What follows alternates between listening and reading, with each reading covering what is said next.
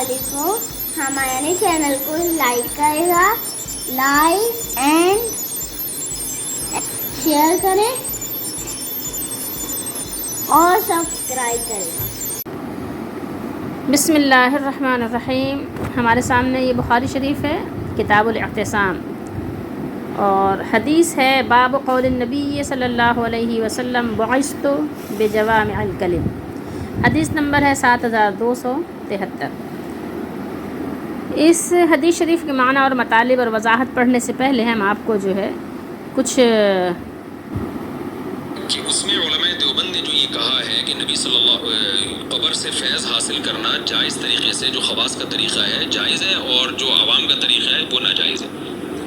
تو وہ فیض حاصل کرنے کا جائز طریقہ کیا ہے وہ انشاءاللہ ہم آن لائن بتائیں گے. آپ اپنا واضح عقیدہ ریکارڈ کروائیں گے کہ آپ قبر سے کسی بھی قسم کے فیض حاصل کرنے کو جائز نہیں سمجھتے, یعنی قبر سے کسی بھی قسم کے فیض کو آپ حرام اور ناجائز سمجھتے ہیں, اور اس عقیدے کو جو علماء دیوبند نے لکھا آپ قرآن و سنت کے خلاف سمجھتے ہیں. یہ بالکل واضح کریں. یاد رکھیں اس میں استمداد کا لفظ نہیں, قبر سے مدد طلب کرنا. مدد طلب کرنا اور چیز ہوتی ہے, فیض اور چیز ہوتی ہے, دونوں میں فرق ہے. یہ آن لائن ہم انشاءاللہ آپ کو بتائیں گے, لیکن آپ نے المحنت کو فوکس کرنا ہے, المحنت کی عبارت کو. المحنت کی عبارت میں یہ ہے کہ قبر سے فیض حاصل کرنا جائز فیض, وہ نہیں جو عوام کر رہی ہے جو ناجائز فیض ہے. تو آپ نے جو کلپ ریکارڈ کروانا ہے وہ اس کلپ میں آپ نے یہ کہنا ہے کہ ہم قبر سے ہر قسم کے فیض حاصل کرنے کو, چاہے جائز ناجائز, ہر قسم کے فیض حاصل کرنے کو ہم حرام اور ناجائز سمجھتے ہیں, اور المحنت کے اس عقیدے کو ہم قرآن و حدیث کے اگین سمجھتے ہیں. تیسرا, قبر کی مٹی عرش سے. میں نے آپ کو مفتی طارق مسعود کی یہ کلپ کی تھوڑی سی جھلک دکھائی ہے.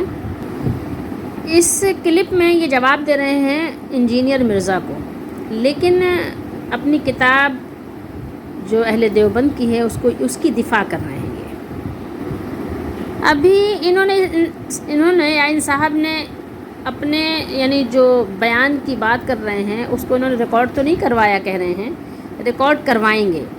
کیا ریکارڈ کروائیں گے کہ قبر سے فیض لینا خواص کا جائز ہے, ٹھیک ہے, اور انجینئر مرزا اگر اس کو ناجائز سمجھتے ہیں, حرام سمجھتے ہیں, تو وہ بیان ریکارڈ کروائیں, ٹھیک ہے. میں آپ کو صاف بات واضح بتا دوں, نہ ہی میں انجینئر مرزا کو مانتی ہوں اور نہ ہی طارق مسعود کو, ٹھیک ہے, کیونکہ ان دونوں کی باتیں قرآن و سنت کی جو اصول ہیں, اصل اس کی یہ لوگ مخالفت کرتے ہیں بہت ساری چیزوں میں, تو اس لیے ہم ان کی باتوں کو نہیں مانتے. یہ اور بات ہے کہ بہت سے لوگ غلط بات کرنے والے بھی صحیح بات بھی کر دیتے ہیں, کچھ باتیں صحیح بھی ہوتی ہیں دونوں ہی کی, لیکن ہم نے یہ آپ کو بتانا ہے کہ یہ کہہ رہے ہیں استمداد نہیں, ٹھیک ہے, مدد طلب کرنے کی بات نہیں کر رہے ہیں, قبر سے فیض لینے کی بات کر رہے ہیں کہ کیا یہ قرآن و سنت کے خلاف ہے, حرام ہے, ناجائز ہے, یہ باتیں کر رہے ہیں.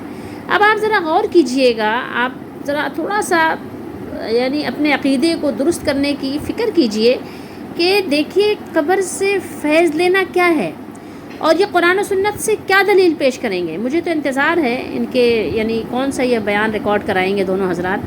ویسے میرے پاس اتنا ٹائم نہیں ہے, میں سنتی نہیں ہوں, اور نہ ہی میرے پاس اتنا جو ہے وقت ہے کہ میں گھنٹوں گھنٹوں کی ظاہر ہے دوسروں کی ویڈیو سنی. میرا تو یہ ایک کہنا چاہیے مقصد اور ایم ہے کہ میں لوگوں کو حق بات پہنچا دوں, قرآن و سنت کے جو عین مطابق صحابہ کرام رضی اللہ تعالیٰ عنہم کے جو فہم کے مطابق ہے وہ بات لوگوں تک پہنچا دوں, تاکہ لوگ یہ بات سن لیں, سمجھنے کی کوشش کرنا چاہے تو سمجھ لیں, ورنہ ان پر حجت تمام ہو جائے.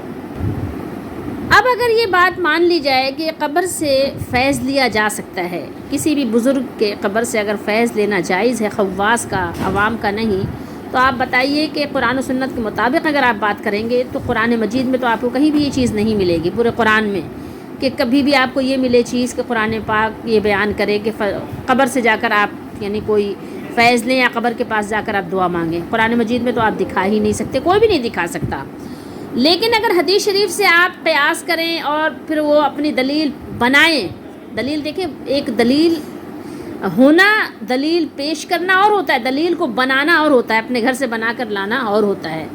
تو آئیں بائیں شائیں ایران توران کے لے کر آنا ایک الگ سی بات ہوتی ہے.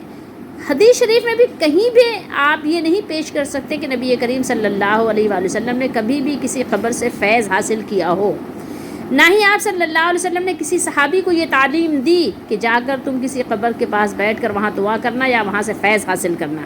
آپ صلی اللہ علیہ وسلم کی جو 23 سالہ نبوی زندگی ہے اس میں آپ کو کہیں پہ بھی یہ چیز نہیں ملے گی کہ آپ صلی اللہ علیہ وآلہ وسلم نے کبھی ابراہیم علیہ السلام یا موسیٰ علیہ السلام یا کسی نبی کی قبر پر جا کر کبھی بھی کوئی دعا مانگتے یا اللہ کی طرف سے کبھی کوئی حکم آتا کہ فلاں انبیاء نبیوں کے قبر پر آپ جا کر اس مشکل گھڑی میں آپ دعا کیجئے۔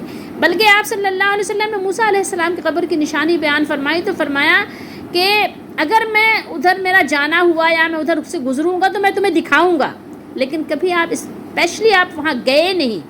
موسیٰ علیہ السلام کی قبر شریف کو بھی آپ صلی اللہ علیہ وسلم نے نہ وہاں زیارت کی، نہ صحابہ کو حکم دیا کہ تم چلے جاؤ وہاں جا کر زیارت کر کے آؤ۔ آپ نے بتایا، نشاندہی کی کہ بیت المقدس سے آپ پتھر ماریں تو جہاں پہنچے گا تو وہاں پر ان کی اس ٹیلے کے پاس قبر شریف ہے۔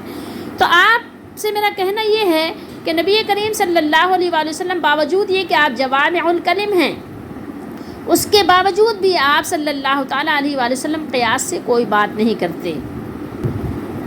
آپ جو بھی بات فرماتے ہیں آپ کی باتیں جامع ہوتی ہیں، ٹھیک ہے، ایک چھوٹے سے جملے میں بہت یعنی کہنا چاہیے کہ گہرائی یعنی سمندر پنہا ہوتا ہے،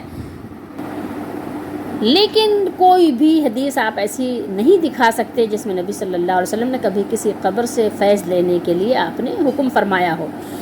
اور دیکھیے قرآن مجید میں جو 15ویں سپارے میں سورہ اسراء میں اللہ نے ارشاد فرمایا بنی اسرائیل میں وَقُولِ اللَّهِ وَلَا تَقْفُ مَا لَيْسَ لَكَ بِهِ عِلْمٌ، کہ آپ تو اس چیز کے بارے میں یعنی آپ بات ہی نہ کریں جس کے بارے میں آپ کو علم نہیں دیا گیا، آپ کے پاس جس کا علم نہیں ہے۔ مجھے آپ کو کیا ضرورت پیش آئی کہ قبر کی مٹی افضل ہے عرش سے، اس کے بارے میں آپ صلی اللہ علیہ وسلم نے کوئی بیان فرمایا ہے کیا؟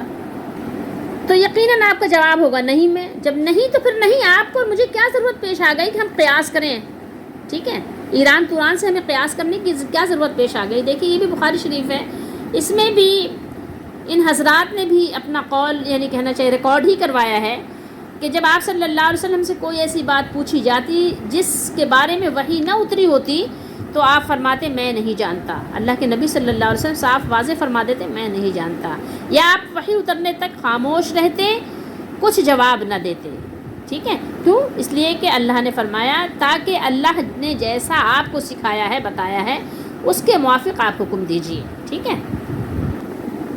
اور پھر عبداللہ بن مسعود کا قول بھی یہاں ذکر ہے کہ آپ صلی اللہ علیہ وسلم سے جب سوال ہوا کہ روح کیا ہے تو آپ خاموش رہے یہاں تک کہ یہ آیت اتری جو آپ صلی اللہ علیہ وسلم نے پڑھ کر سنائی۔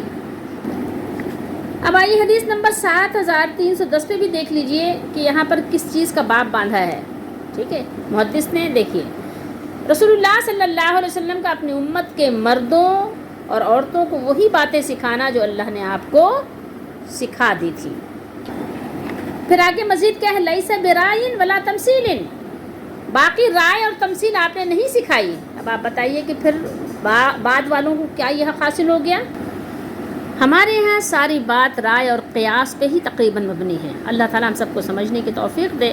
باقی مجھے میرے احباب ان لوگوں کی کلپس بھیجتے ہیں، میں جب انشاءاللہ ان کا اگر بیان اس بارے میں سنوں گی تو پھر میں آپ کو اس کے بعد انشاءاللہ آگاہ کرنے کی کوشش کروں گی۔